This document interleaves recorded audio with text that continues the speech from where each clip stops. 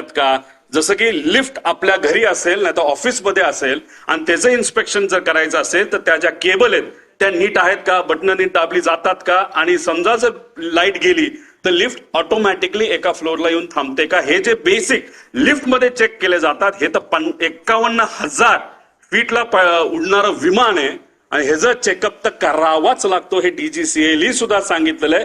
जगातल्या प्रत्येक देशामध्ये हे आपल्याला तिथं फॉलो करावं लागतं. त्यामुळे टेक ऑफ पूर्वी याचं काय चेकअप झालं होतं का, चेक करणारे कर्मचाऱ्यांना आता आपल्याला पकडावं लागणार आहे, बोलावं लागणार आहे, चर्चा करावी लागणार. ते आम्ही करू शकत नाही, पण जी कुठली एजन्सी आता सरकारने दिलेली आहे त्या एजन्सीला तिथं असणारे जे कोणी चेक करणारे कर्मचारी आहेत त्यांच्याशी तिथं आपल्याला बोलावं लागेल. टेक लॉग हा प्रत्येक विमानाचा टेक लॉग हा केला जातो.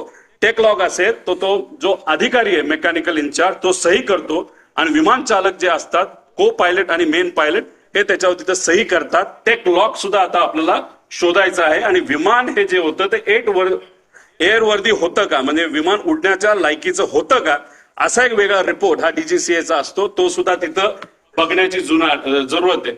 रुटीन लाईन मेंटेनन्स हा करावा लागतो. एक मेन मेंटेनन्स, इंजिन काढावं लागतं, घालावं लागतं, ऑइल चेक करावं लागतं सगळं. आणि त्यानंतर हा रुटीन मेंटेनन्स, कुठलाही प्रवास झाल्यानंतर ते विमान चेक करावं लागतं, त्याला रुटीन मेंटेनन्स बघावं लागतं. आणि हे अतिशय क्रिटिकल एरिया असतो हा पोलिसांचा विमानाचा.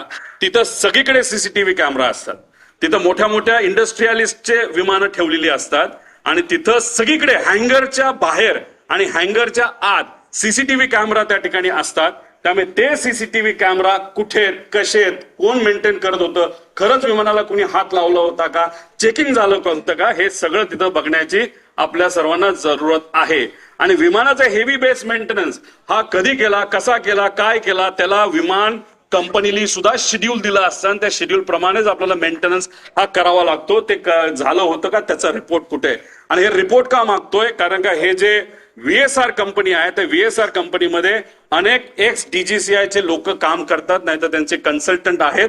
त्यामुळे आम्हाला भीती अशी आहे की आतापर्यंत गेल्या 13-14 दिवसामध्ये काहीच झालं नाही. फक्त CCTV गोळा केलेले आहेत, बाकी ह्यांनी अजून सुद्धा रिसर्च नाही तर इन्व्हेस्टिगेशन काही झालेलं नाही. आणि असंच जर टाइमपास करत राहिले तर मग हे सगळं मॅन्युपुलेट केलं जाऊ शकतं. हे सगळे खोटे रिपोर्ट हे केले जाऊ शकतात. त्यामुळे रिपोर्टवर फक्त विश्वास ठेवून चालणार नाही, सगळे CCTV आपल्याला त्या ठिकाणी बघावं लागतील. आता ह्याच्यामध्ये या कंपनीचा इतिहास आपण तिथं बघू. तुम्हाला आठवत असेल 2023ला एक ऍक्सिडेंट झाला होता. ते कुठलं विमान होतं, लेअर जेटचं विमान होतं. बघा इथं आता ते विमान तुम्हाला क्लिअरली दिसेल नाही दिसेल माहित नाही, हे पडलं, हे घसरत गेलं, पाऊस तिथं पडत होता, स्पीड खूप होतं, विमानचा टाईप लेअर जेटचाच होता. आता काही लोक लगेच टीव्हीवर बोलायला लागले होते की अरे बारामतीचं जे विमान आहे त्या ILS सिस्टम नाहीये, असं बरेच रिसर्च अभ्यासू लोक म्हणायला लागले. बरोबर आहे, पण त्याच विमानतळावर बऱ्याच वेळा अनेक वेळा मोठे इंडस्ट्रियल पासून सगळे तिथं उतरलेले आहेत ILS सिस्टम नसताना. आणि ILS सिस्टम बद्दल आपण चर्चा करतोय तर हा ऍक्सिडेंट जिथं झाला मुंबईला, तिथं तर हायली ऍडव्हान्स सिस्टम आहे, ILS सिस्टम सुद्धा आहे, तरी सुद्धा हा अपघात झाला कसा. त्यामुळे फक्त ILS सिस्टम बारामतीला नाही म्हणून ते ढकलून त्या ठिकाणी चालणार नाही. आता हा ऍक्सिडेंट झाला, कसा झाला, काय झाला, व्हिजिबिलिटी वर ढकलून मोकळे झाले विमानाचे, अजून पाऊस होता, हे होतं. मग ILS सिस्टम असताना पाऊस होताना सुद्धा बाकी विमानं लँड होऊ शकत होते. मग आमच्या VSR या कंपनीचं लेअर जेटचं विमान का लँड होऊ शकलं नाही आणि का घसरत गेलं याचा अभ्यास कुठं ना कुठं त्या ठिकाणी करावा लागेल. 2023चा विषय, मग आतापर्यंत रिपोर्ट आला असेल, आतापर्यंत एन्क्वायरी क्लिअर झाली असेल, तो रिपोर्ट मीडियाकडे आला असेल, तो रिपोर्ट कंपनीली जे लोक आत होते, ज्या कंपनीला ते भाड्यावर घेतलं होतं त्या लोकांना दिला असेल अशी अपेक्षा आपण करू. कारण 2 वर्ष एवढा मोठा अपघात होऊन हे कुठेही रिपोर्ट कोणी दाबू शकत नाही. बघूया काय झालं पुढे. दुर्दैव असं 2023ला हा अपघात झाला पण आतापर्यंत त्याचा रिपोर्ट आलेला नाही. अजितदादांचा दुर्दैवी ऍक्सिडेंट झाल्यानंतर त्या बातम्या जेव्हा अख्ख्या देशामध्ये तुमच्या माध्यमातून त्या ठिकाणी केल्या गेल्या तेव्हा कुठेतरी DGCAला तिथं जाग आली आणि final report soon in September 2023 Mumbai layer jet असं सांगण्यात आलं. म्हणजे कुठेतरी VSRचा एक होल्ड आहे DGCAवर असं आमच्या सगळ्यांचं मत आहे. म्हणून एवढा मोठा रिपोर्ट होऊन त्या ठिकाणी तो दाबण्यात आला. मग का हा रिपोर्ट दाबण्यात आला? हा रिपोर्ट जर आतापर्यंत आला असता, तो जर सरकारपर्यंत पोहोचला असता, तर मग काही गोष्टींमध्ये बदल होऊ शकले असते.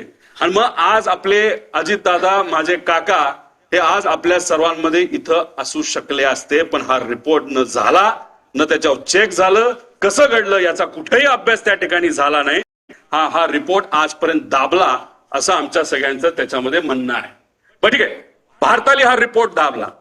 मग आता इंटरनॅशनल लेवलला काय झालं याचा अभ्यास तुम्ही बघूया. EASA, European aviation safety agency, ह्यातले काही विमान आहेत, लेगेसी आहे, ग्लोबल आहे, जे विमानं दुबईला पण पोहोचू शकतात, लंडनला सुद्धा पोहोचू शकतात, एवढी मोठी विमान आहेत. तुम्ही बघितलं असेल, जेव्हा माझ्या मतदारसंघामध्ये एक फार मोठे क्रिकेटर हे आले होते, एक फार मोठं विमान घेऊन तिथे मी गेलो होतो, आणि ते विमान हे लंडनला सुद्धा लँड होतं, आणि ते कोणाचं होतं? ते VSRचं होतं.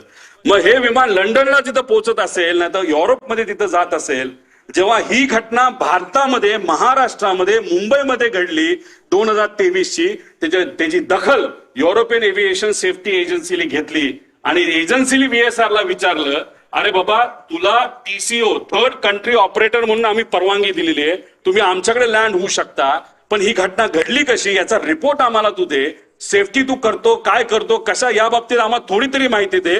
दुर्दैवाने आतापर्यंत ती माहिती ही या मोठ्या एजन्सीला, या VSR कंपनीला दिलेली नाही.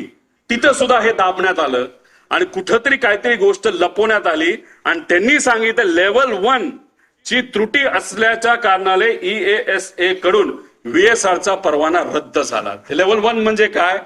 सगळ्यात बेसिक सेफ्टी, ज्याच्यामुळे ऍक्सिडेंट होऊ शकतो, विमान पडू शकतं, माणूस जाऊ शकतो, याला लेवल 1 ची सेफ्टी त्याच्यामध्ये म्हणतात, आणि ते तिथं झालं. आता there is major non compliance, त्याने हे direct serious risk to flight safety, immediate corrective action required, त्याशिवाय आम्ही उडून देणार नाही असं युरोपियन एजन्सीने सांगितलं. आणि त्यांनी काय केलं? सस्पेंडेड ऑपरेशन, ग्राउंडेड एअरक्राफ्ट, सगळे अप्रुव्हल्स आणि सर्टिफिकेट काढून टाकले. सगळा मेंटेनन्स आणि त्याच्या फ्लाईट ऍक्टिव्हिटीज त्या युरोपमध्ये होत्या, सगळ्या बंद करून टाकल्या. आता हे जर युरोपची कंपनी करू शकते, हे महाराष्ट्रात घडलं, देशात घडलं, तरी VSR अजूनपर्यंत का विमानं उडवते असा प्रश्न आमच्या सगळ्यांचा आहे. माझे काका गेले, आपले दादा त्याच्यात गेले, पण आज VSRच्या माध्यमातून CMांची